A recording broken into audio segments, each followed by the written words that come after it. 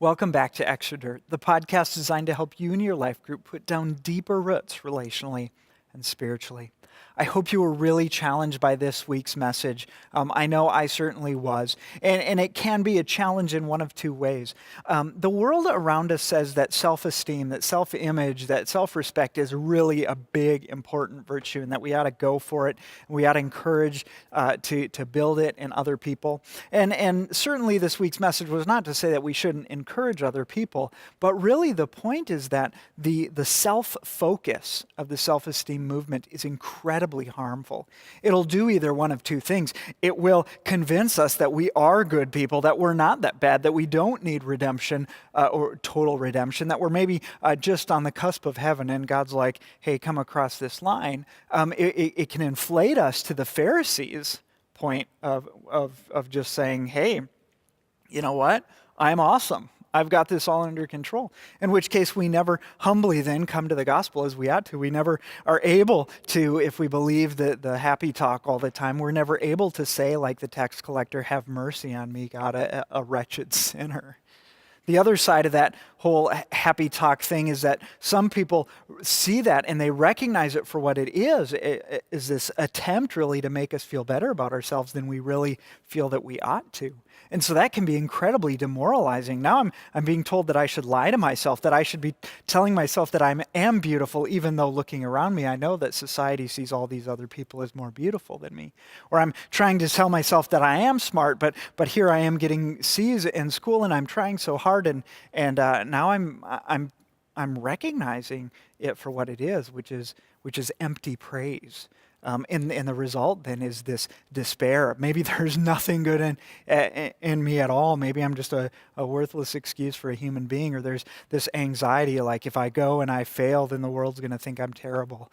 It has all these tremendously bad side effects, and people just coming unglued, totally unraveling when they don't get praise and they don't get affirmation because they think if the world's not telling me I'm a good person, then maybe I'm not as good as I think I am. So it's a really damaging, I think, in the long run, it's a damaging practice to say that your worth depends on really what's inside of you. And so the Christian perspective, the gospel perspective is the opposite. It says, my worth doesn't come from within me, it comes from God himself. And so when Satan tempts me to despair, to say that I am a wretch, I just say, yeah, that's right. And as the song says, when Satan tempts me to despair, I look up at the cross and I see him there. And I understand that my worth isn't something in me, it's something that God has given to me, that he has placed on me, that his love has brought into my life. My value is from him, it's his value, it's not mine. And there's this beautiful, delicious freedom that comes from it. And no longer do I have to go about posturing and bragging and talking to people and posting my whole life on Facebook, hoping I'll get some likes and some nice comments on it of affirmation, because I know that in reality, as long as I belong to Christ, that whole worth thing, it's some pointless chasing after the wind. Because my value is infinitely greater than anything I could ever attain for myself. And so we want to encourage you not to sit and wallow in self-despair. We get brought down to this despair of recognizing our depravity, our wickedness, our sinfulness, but the response is not to stay there. It's to stop looking at ourselves and to look at the cross and to find hope in the gospel. And it is an amazing, and it is a beautiful, and it is transforming thing. And then once we're there, the goal is not to say, okay, Jesus, you made me awesome, and then go back to looking at ourselves. No, that's not it at all. The goal is to continue looking at Christ and finding in him beauty and life and joy and fullness. So that's what we want you to get from this idea of humility as this beautiful, wonderful thing, as Lewis puts it, not where I think of myself like I'm a terrible person. Perhaps it's true. The goal is that not I think less of myself, but I think about myself less. I'm spending so much time with my eyes fixed on Christ that I don't have to despair over my own depravity, because I know that problem has been completely resolved in Christ. And I can look at other people then, and I can love them and I can care for them without worrying about what they're going to think about me or how they're going to respond to me, because frankly, I'm not looking at myself. It's a really cool and it's a beautiful place to be, and sadly, precious few people, I think, ever get to that, because we're surrounded by a society that says, be you, and don't apologize for who you are, and don't let anybody tell you that you're a bad person, and you ought to be offended if anybody ever says something that might even possibly allude that you're less than perfect.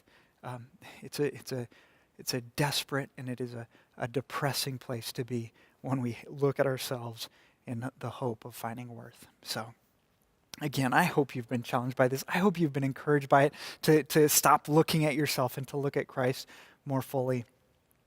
Because I truly believe the gospel transforms lives. Not by saying, now you're an awesome person, but by saying, now that you've quit worrying about your own worth, you can wholeheartedly pursue God.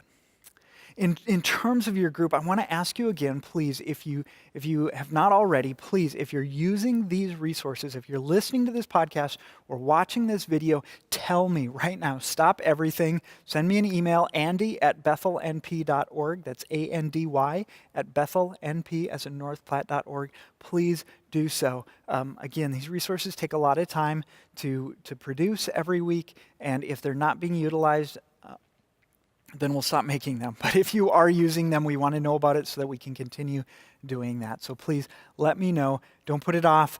Don't neglect to do it. Don't say everybody else will do it. Just tell us if you are using these resources.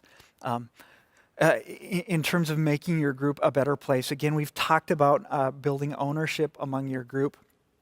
And really, I just want to touch on that idea once again. You're going to find from time to time that something happens in your group or something that is said in your group that needs to be addressed. Whether it's somebody has said something inappropriate or ranged into gossip, or somebody just won't stop talking and they've dominated all the time, or somebody isn't talking at all and they're just sort of sitting there watching everybody else engage. And you will find as a leader or as a group member, really, the need to go and address that issue.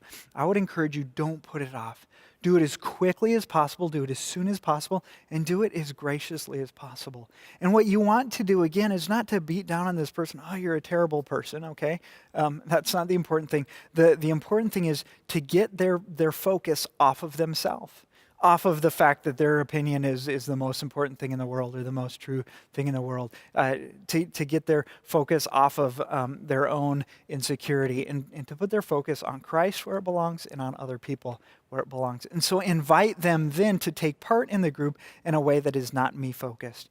So say, hey, you said this and really, when you shared that, it was gossip, it was wrong. Why'd you share it? Really because you wanted the attention, probably. Because you wanted to be the person in the know. You wanted everybody to look at you and go, wow. But that's really me focused. So I'd encourage you when you are sharing or when you're talking in our group to keep it loving and encouraging of other people in a way that isn't going to tear people down. Or you say, you know what, I've noticed that you like to share your opinion a lot. And we do as a group, we like to hear your opinion, but when it starts to take over and nobody else has any room to talk, maybe it's an indicator that you have made your opinion more important than other people. So I want to encourage you to pick a few things next week that you're thinking and choose not to say them. Just let them slide and encourage somebody else to speak up instead. Because you will find quite possibly there's other people in the group who are thinking the same exact things as you are, but they just never get an opportunity to share because you're quick to jump in. So please, would you help me to draw that out of other people so that we can have a full, more dynamic group?